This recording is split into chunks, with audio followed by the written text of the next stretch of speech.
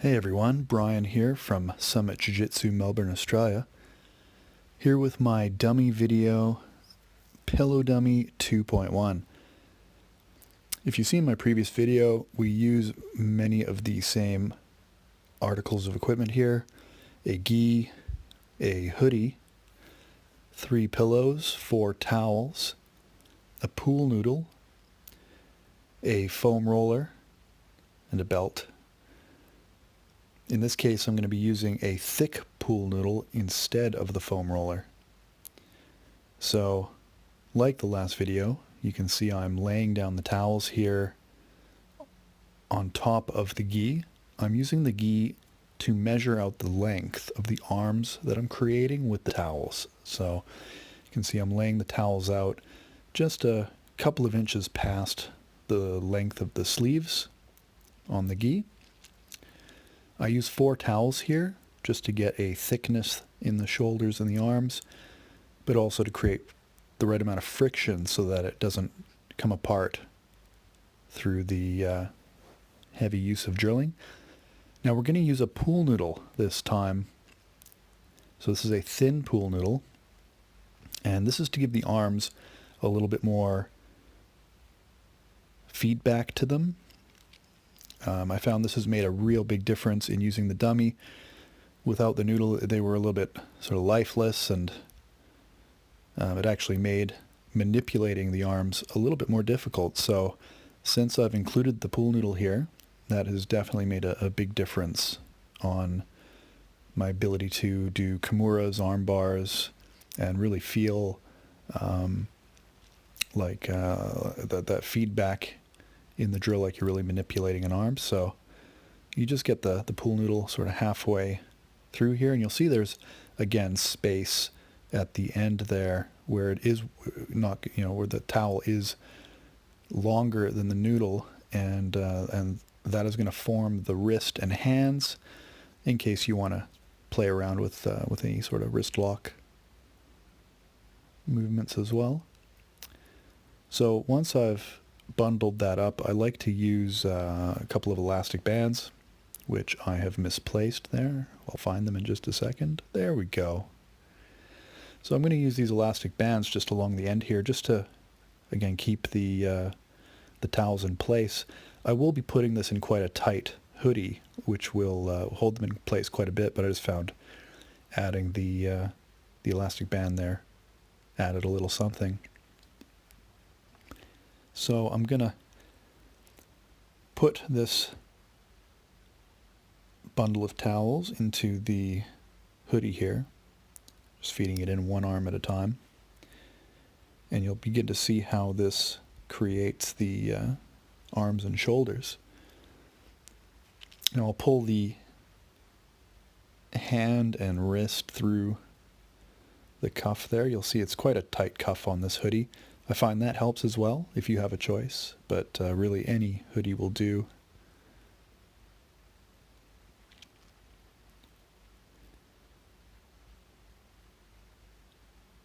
Now the reason why I use the hoodie instead of just putting it into a gi is I find that the hoodie really does help keep everything together. Also, it creates a little bit of a barrier between the pillows and the towels and the gi, so that you can do your collar chokes a lot more easily. So there we go. So now I'm going to look at creating the spine, and as I said, I'm going to use the thick pool noodle, which isn't as thick as the foam roller. I think the foam roller is better, but they can be hard to get at the moment. They're also more expensive. So I thought I'd try out this thicker pool noodle, which was about $5. I think you can get them at most convenience stores. This one I got from Kmart. So I feed that under the towels just so that the shoulders are raised up, and then I'm going to add the pillows in. So I have 3 pillows.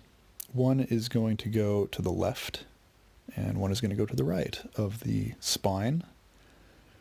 So that will create the rib cage and pack out the shoulders. So you'll notice I'm stuffing it up right into the shoulders of the hoodie here, right under the towels.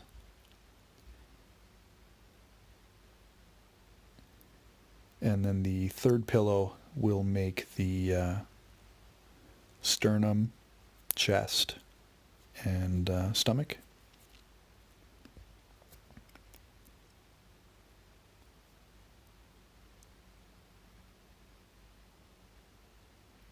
You can really pack them in there, and then when we put it in the gi, you'll see that we really stuff them down and try to make the body a little firmer, a little packed down.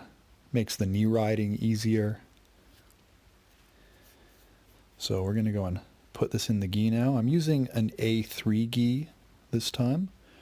I've made dummies out of A1 through till A5. So you can really do this with any sized hoodie and any sized gi, just to suit you. I found A3 works really well for me.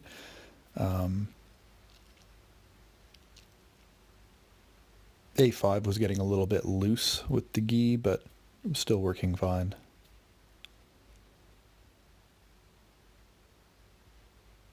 So I really, as I said, pack this down. I do like to leave it a little bit looser up at the neck. I didn't here, so it was a little bit tight to play around with the collar chokes. That will loosen up as you're drilling with the dummy though. But I really do make the lapels quite snug here around the torso.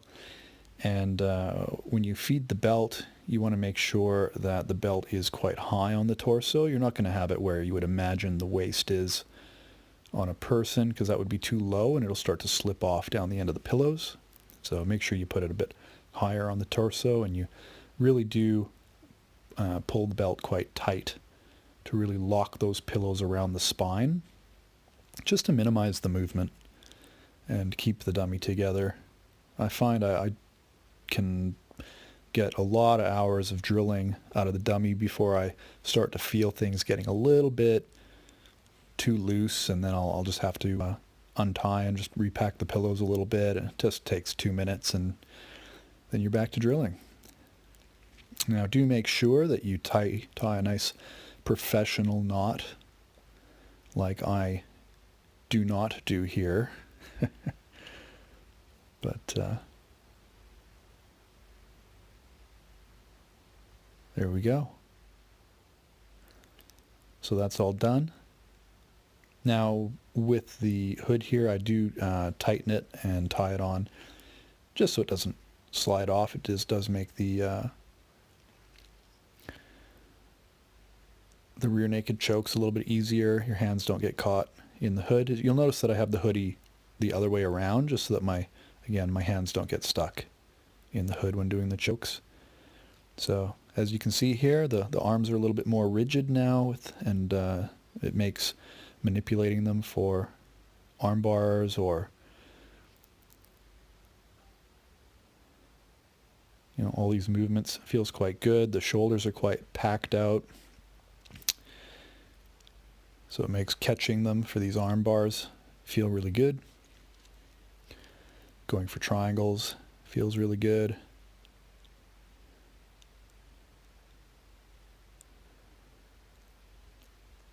Going into the closed guard, you can start to get in for those cross chokes. Play with some angles, play with some overhooks.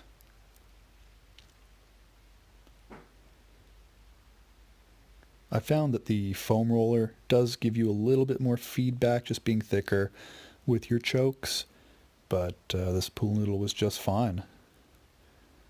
You can hit all your angles, and